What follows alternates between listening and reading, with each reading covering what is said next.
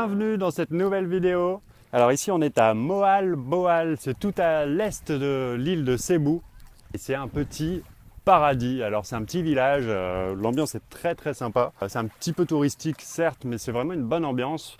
Et alors là en fait je suis en train de marcher le long de la côte entre Panaxama Beach et White Beach. C'est un Anglais qui m'a conseillé de faire ça et franchement je l'en remercie chaudement parce que c'est vraiment magnifique, ça coûte rien du tout. Ça va te prendre peut-être 1 heure ou 2 de marche, je sais pas. Je suis pas encore arrivé à White Beach et je pense pas que je vais aller jusque là-bas parce que je sais pas si tu vois White Beach, je pense que c'est la plage tout là-bas et là je marche déjà depuis je dirais 1 heure. Tu vois, t'as pas besoin de payer, t'as pas besoin de faire les trucs à touristes pour te faire plaisir. Là c'est un des plus bels endroits que j'ai vu depuis que je suis arrivé ici. C'est vraiment magnifique et ça te permet d'être tout seul, il n'y a personne, c'est le top. Ok, alors être tout seul, la solitude, ça va être le thème de cette vidéo. Parce que je sais que c'est vraiment une peur. C'est même peut-être la plus grosse peur, la plus grosse angoisse des gens. Tu sais, quand moi je dis à mes proches, à mes potes, etc. que je pars tout seul en voyage, la première question que les gens te posent en général, c'est « Ah, mais t'as pas peur d'être tout seul ?» Mais ils te disent « Ah putain, j'adorerais savoir faire ça, mais j'ai tellement peur d'être tout seul, j'ai peur de la solitude. » Alors moi aujourd'hui, je voudrais te donner 7 conseils pour rencontrer des gens quand tu es en voyage, et particulièrement des locaux, et pour rencontrer des gens d'une manière générale. C'est 7 conseils que j'applique, tu vas voir que c'est aussi simple que ça, c'est vraiment pas compliqué de faire des rencontres quand tu voyages, bien au contraire. Alors le premier conseil que j'ai envie de te donner, ça va être tout simplement dans ton attitude. En fait, quand tu te balades dans la rue, quand tu es dans les transports, quand tu es au contact d'autres personnes, quand tu es en voyage, dans ton attitude, ça va être tout simplement d'être souriant, d'être jovial, de regarder les gens dans les yeux, de leur sourire, de leur dire bonjour, pas hésiter à dire bonjour à tout le monde quand tu es dans la rue, tu vois, montrer que tu es content d'être là dans leur pays. Et tu vas voir que, et je pense que c'est vrai partout, mais dans un pays comme les Philippines, c'est encore plus vrai parce que les gens sont vraiment avides de ça, ils ont envie de parler. Tu vas voir que le simple fait de sourire, d'être jovial, de montrer que tu es content, ça va te permettre les gens vont venir naturellement à toi en fait, c'est eux qui vont ouvrir la conversation avec toi. Tout simplement, ça commence par là je pense. En fait, n'oublie pas que tu es en voyage, tu n'as aucune raison de faire la gueule quoi. Et même si tu voyages longtemps, et que comme tout le monde, tu as des problèmes quand tu voyages longtemps, en fait, c'est comme si tu vivais normalement et c'est sûr qu'il y a un moment où tu vas avoir des problèmes et tu auras moins envie de sourire, certainement. N'oublie pas que tu es en voyage et que beaucoup plus que si tu étais chez toi en France, ici personne n'a envie de voir un touriste qui fait la gueule quoi. Donc force-toi, souris, sois content d'être là. Le deuxième conseil que j'ai envie de te donner, ça va être d'apprendre à dire oui. Il va falloir que tu apprennes à dire oui et tu vas voir la puissance de ce mot oui. C'est-à-dire que tout au long de ton voyage, tu vas avoir des gens qui vont te proposer des choses, qui vont te proposer d'aller manger avec eux, qui vont te proposer de dormir chez eux, qui vont te proposer de faire un bout de chemin avec toi, d'aller à certains endroits, de faire certaines activités. Il faut que tu apprennes clairement à dire oui au maximum, un petit peu comme dans Yes Man, il faut que tu te lances ce défi de dire oui au maximum du maximum. Alors après, bien sûr, tout en restant raisonnable, je ne te dis pas d'aller dire oui à tous les rabatteurs et tous les vendeurs que tu vas croiser. En revanche, ces gens-là, il ne faut surtout pas oublier qu'ils essayent simplement de gagner leur vie. Il faut les remballer, il ne faut pas leur dire oui, mais toujours avec le sourire et toujours courtoisement. Il ne faut pas oublier que l'étranger ici, c'est toi, que ces gens-là sont chez eux et tu n'as absolument aucune légitimité à être cassant ou méchant avec eux. Petit. Tu sais, il y a des énormes crabes et j'essaye de t'en filmer un, mais je savais pas que c'était aussi peureux, c'est impossible de s'approcher, tu vois. Il y a des fils tout de suite dès que tu t'approches. Je vais essayer de t'en filmer un. Parce qu'il y en a vraiment beaucoup.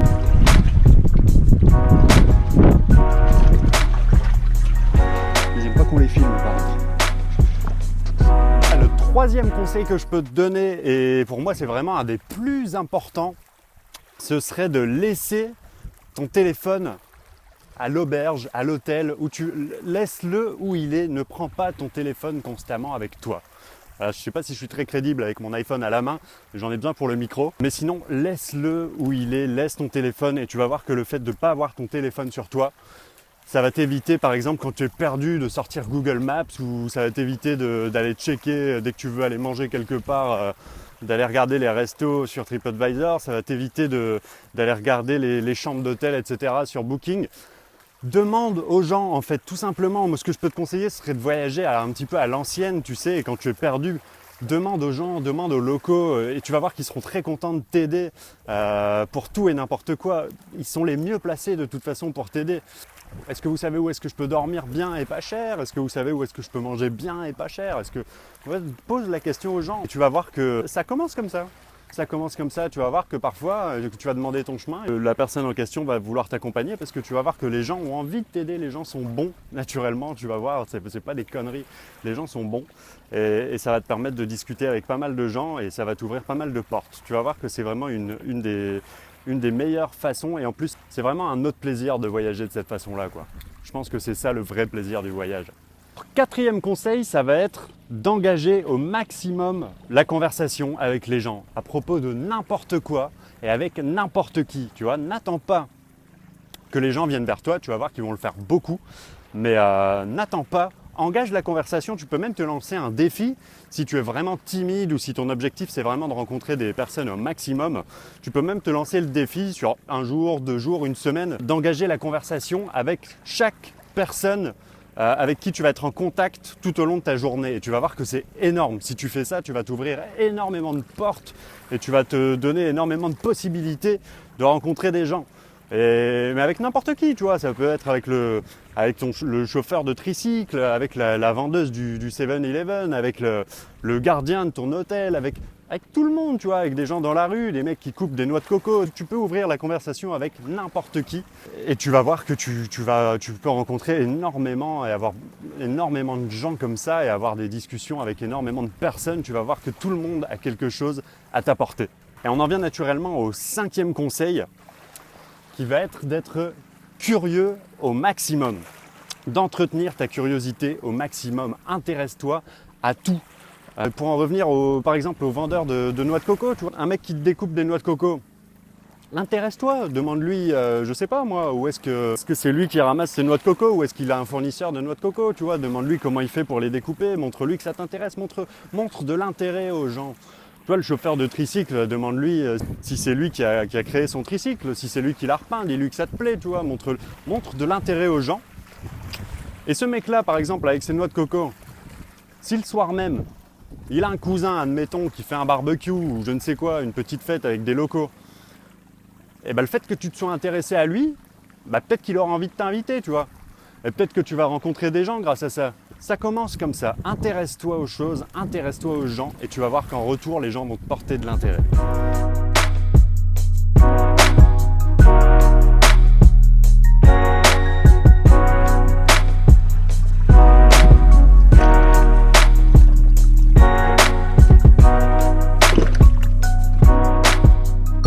Enfin, j'arrive à être tout seul, mais en plus c'est juste le paradis. Mais regarde ça, regarde, je te fais faire le tour. Mais regarde là, c'est beau, c'est vraiment une île qui est magnifique. C'est un paradis tropical cette île. J'adore, c'est vraiment canon. Regarde ça, être tout seul ici, franchement c'est le rêve, quoi.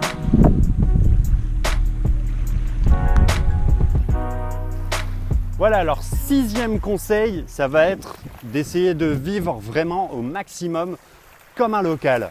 Alors de prendre les transports locaux, de manger dans les petits restos locaux. Tu vois, c'est pas au Jollibee ou au McDonald's dans une file de clients que tu vas réussir à créer une relation avec la serveuse du McDo, quoi. Enfin, c'est imagé, mais alors que si tu vas dans un petit truc local, si en plus de ça tu as laissé ton téléphone au vestiaire, si en plus de ça tu regardes les personnes dans les yeux, que tu souris, tu vas voir que tu vas pas manger tout seul, je peux te l'assurer. Et tu vas voir que tu vas créer de la relation, tu vas créer de la discussion naturellement avec le patron, la patronne. Tu vas voir, c'est aussi simple que ça. Les gens ont envie de te parler et encore plus quand tu leur montres que tu t'intéresses à leur façon de vivre et que tu essayes de vivre un peu comme eux. Ça va être une expérience, tu vas voir que tu vas passer une soirée, tu vas rentrer chez toi, tu seras content parce que tu auras vécu une expérience, parce que tu auras discuté avec quelqu'un du coin, parce que peut-être cette personne t'aura filé des bons plans, peut-être qu'elle t'aura parlé de ses enfants qui habitent je ne sais où, que tu auras fait un heureux et tu seras toi-même heureux, tu vas voir. C'est comme ça, c'est un échange. Prends les transports locaux aussi, tu vois, oublie les grosses navettes à touristes déjà qui vont te coûter une fortune. Et en plus de ça, les transports locaux, je vais te prendre l'exemple de quand j'ai été logé dans une famille, je te l'avais dit, quand j'étais au sud de Tablas Island. Et en fait, c'est tout simplement une dame que j'ai rencontrée dans un jeepney. On avait, je sais plus, une heure et demie de jeepney pour descendre dans le sud de Tablas Island. Et cette dame, c'est elle qui a commencé à me parler comme ça dans le jeepney. Et ça a fini qu'elle m'a invité chez elle et que je suis resté une journée et demie là-bas et qu'au final, elle m'a un petit peu sauvé parce que le bateau que je voulais prendre était annulé et que je ne savais pas où dormir. Et ça m'a beaucoup aidé et en plus de ça, j'ai passé un super moment. Et le 7e et dernier conseil, celui-là, je ne l'ai pas encore expérimenté, mais je t'en parle quand même parce que ça a vraiment l'air d'être un excellent moyen de rencontrer des locaux. C'est le couchsurfing. J'imagine que tu connais le concept, tu te crées un compte et tu dors gratuitement chez quelqu'un, tu dors gratuitement chez un local. Tu ne vas pas juste pour dormir gratuit, tu vas vraiment pour échanger, passer un moment, pour expérimenter quelque chose avec quelqu'un, tu vois, pour passer un moment. C'est vraiment une idée d'échange. Voilà, mais enfin tu vois que des moyens de rencontrer des gens, il y en a plein.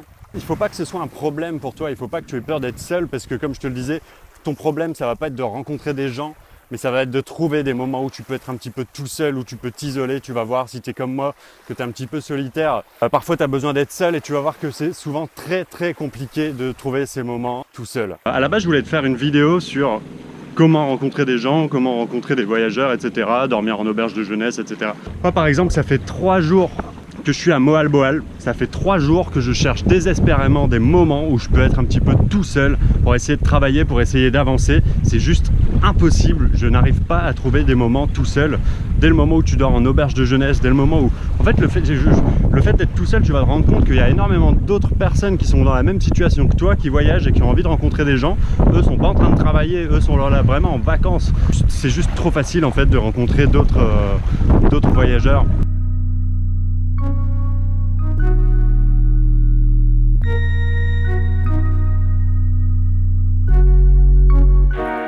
Voilà, j'espère que cette vidéo t'a aidé et que ça va te permettre d'avancer, de franchir le pas, de partir réaliser ton rêve. Je vais faire la route dans le sens inverse maintenant. Je ne sais pas quelle heure il est chez toi, je te souhaite une bonne journée, une bonne après-midi, une bonne soirée, peut-être même une bonne nuit. Ici, il est 13h, je vais manger un morceau, je te dis à bientôt dans la prochaine vidéo. Salut!